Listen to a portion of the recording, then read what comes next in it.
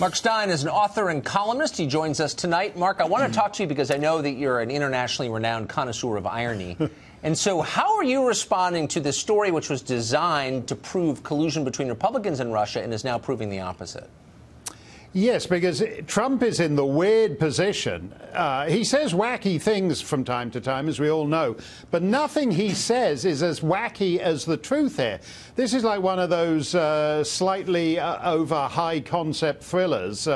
Agatha Christie's Murder on the Siberian Express. Everyone is colluding with Russia except Trump.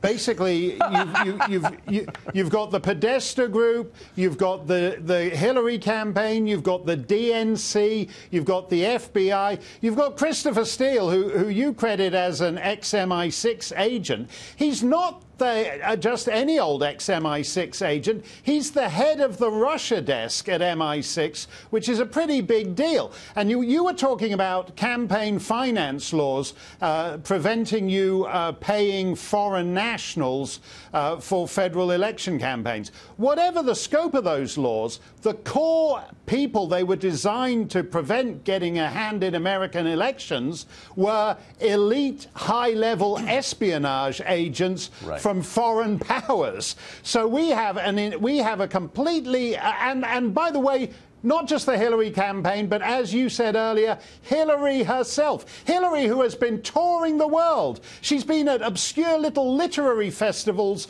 on the Welsh border just a week or two ago, complaining that the Russians colluded with Trump to steal the election away with her, and she's colluding with the Russians to issue this dossier against Trump.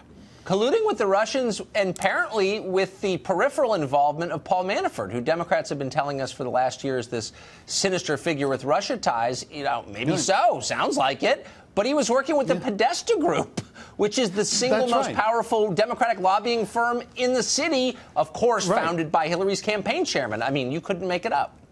No, and you know, suddenly a lot of things seem clearer. You talked about the FBI, which is supposed to be a policing agency that operates in the interests of the American people. As you say, it's very odd that an agency with almost unlimited resources compared to any equivalent anywhere on the planet is having to outsource a lot of this stuff and actually use the taxpayers' money to pay this British subject for this wacky report. But to me, one of the most disturbing things about this is you'll recall that the Director of National Intelligence, Clapper, asked James Comey, supposedly, to go and have a meeting with Trump and tell Trump that they've got a dossier explaining how he likes to enjoy highly specialized prostitution services in Eastern Europe, and they've got this dossier. And then the minute they've held the meeting, it mysteriously the news of this meeting gets leaked to the press.